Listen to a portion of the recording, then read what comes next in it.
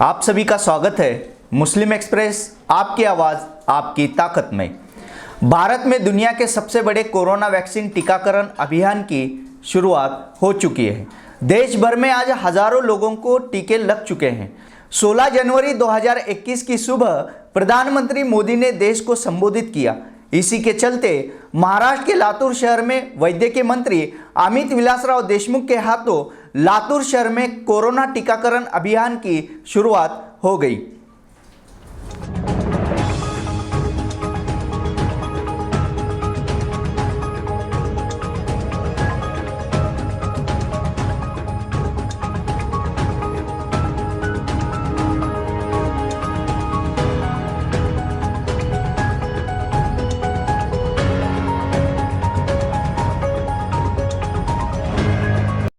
इस वक्त अमित विलासराव देशमुख ने इसे खुशी की बात बताई।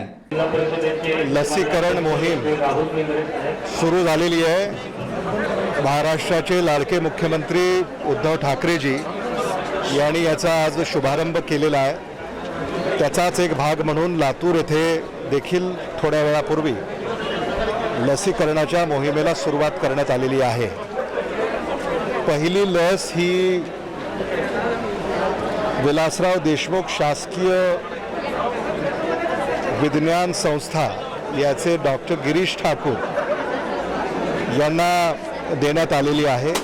इस मौके पर विलासराव देशमुख शासकीय वैद्यकीय विज्ञान संस्था के वैद्यकीय अधीक्षक, लातूर जिले के कोरोना वैक्सीन के पहले लाभार्थी डॉक्टर संतोष कुमार डोपे, इनसे मुस्लिम एक्सप्रेस के सह संपादक शोएब शेख ने बात की। आइए देखते हैं उन्होंने क्या कहा। 2020 बड़े चुनौतियों का साल गुजर गया। 2021 आने के बाद एक खुशखबरी भी आई कोरोना वैक्सीन के ताल्लुक से, और आज 16 जनवरी को लातूर शहर में कोरोना वैक्सीन का इस्तेमाल भी लोगों के लिए किया गया है। और यहाँ पर आज हमारे साथ डॉक्टर संतोष ढोपे जी हैं, जो कि मेडिकल सुपरिटेंडेंट हैं, जिन्होंने खुद वैक्सीन ली है। तो आइए हम उनसे बात करते हैं और वैक्सीन के ताल्लुक से कुछ सवाल भी लेते हैं।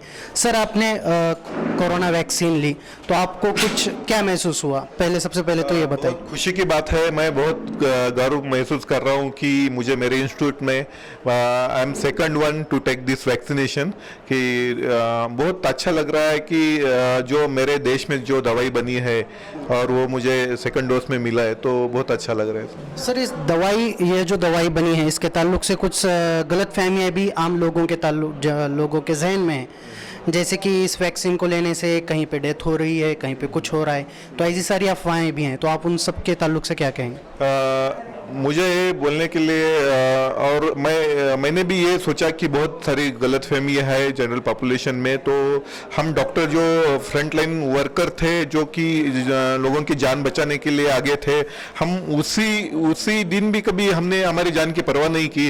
और जब हमारे लोगों को लग रहा है कि इससे बहुत कॉम्प्लिकेशन है, तो हमने ये सोचा कि ठीक है, हम पहले फाइट करने के लिए पहले निकल जाते हैं और बाद में हमारे साथ में आ जाएंगे पीछे से लोग, कुछ प्रॉब्लम नहीं है। सर, ऐसा भी कहा जा रहा है कि इस वैक्सीन के जो रिपोर्ट्स हैं, जो टेस्टिमोनी के रिपोर्ट थे, थर्ड राउंड की रिपोर्ट अभी आई भी नहीं, मगर ये वैक्सीन इस्तेमाल के लिए निकाली गई।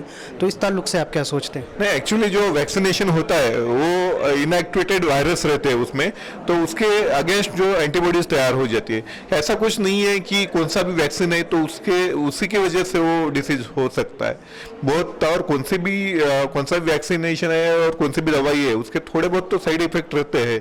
इसका मतलब ये नहीं है कि वैक्सीन लेना नहीं है। सर, क्या ये जो वैक्सीन है ये परमानेंट इलाज है कोरोना महामारी का, या इसके बाद भी और कुछ वैक्सीन लेने की ज़रूरत पड़ सकती है फ्यूचर में? एक्चुअली जो कोविशील्ड जो कोविड का वैक्सीनेशन है, उसके तो फिलहाल 2 डोज लेने पड़ेंगे, ऐसे जानकारी है।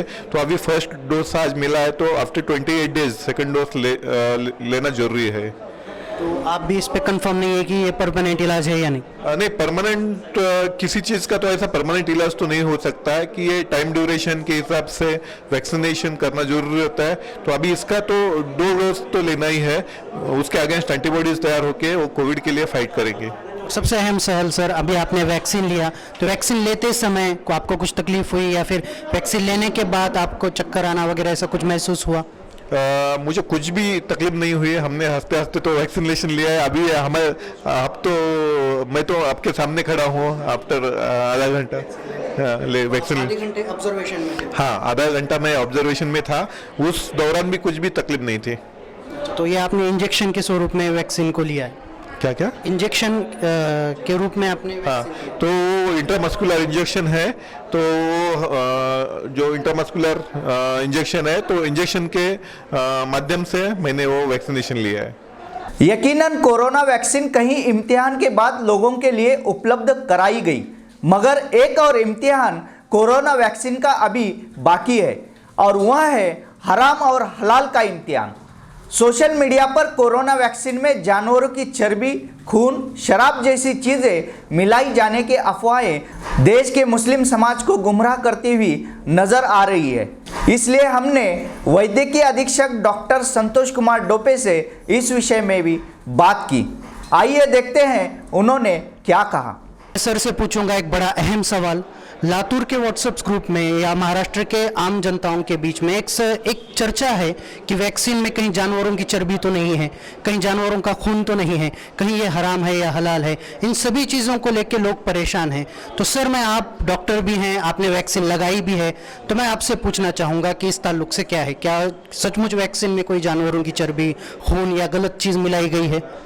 बेसिकली मैं मेडिकल सुपरिटेंडेंट हूँ, जो कि हॉस्पिटल साइड का जो अथॉरिटी, फर्स्ट अथॉरिटी डॉक्टर हूँ। तो ऐसा कुछ रहता तो मैं क्यों ले लेता वैक्सीनेशन, ये बात है। तो ऐसा कुछ नहीं है, कुछ भी उसमें मिलावट नहीं रहती, और ये अपने सेहत के लिए अच्छी है। सबने वैक्सीनेशन लेना चाहिए, ऐसा मैं तो रिक्वेस्ट कर सकता हूँ सबको कि उसमें कुछ भी नहीं है, आप बिंदास होके वैक्सीनेशन ले सकते हैं। थैंक यू सर, आपका कीमती वक्त देने के लिए। ये थे हमारे साथ संतोष डोपे जी, जो मेडिकल सुपरिटेंडेंट हैं। इन्होंने सभी सवालों के अच्छे से जवाब दिए, और बल्कि आम जनताओं के बीच में जो गलतफहमियां हैं उसके ताल्लुक से भी उन्होंने सफाई पेश की। अभी तक किसी भी राष्ट्रीय मुस्लिम संगठन की तरफ से और मुस्लिम उलमाओं की तरफ से कोरोना वैक्सीन हराम है या हलाल, इस विषय पर कोई फतवा, सूचना नहीं आई है। कई सवालों में घिरी कोरोना वैक्सीन का लसीकरण अभियान तो शुरू हो चुका है, मगर आम जनता के सवाल अभी तक अनुत्तरित हैं। आगे देखते हैं इस विषय में कौन सी बात निकलकर सामने आती है। तब तक के लिए देखते रहिए आपका मुस्लिम एक्सप्रेस, आपकी आवाज़, आपकी ताकत। मुस्लिम एक्सप्रेस, आपकी आवाज़, आपकी ताकत।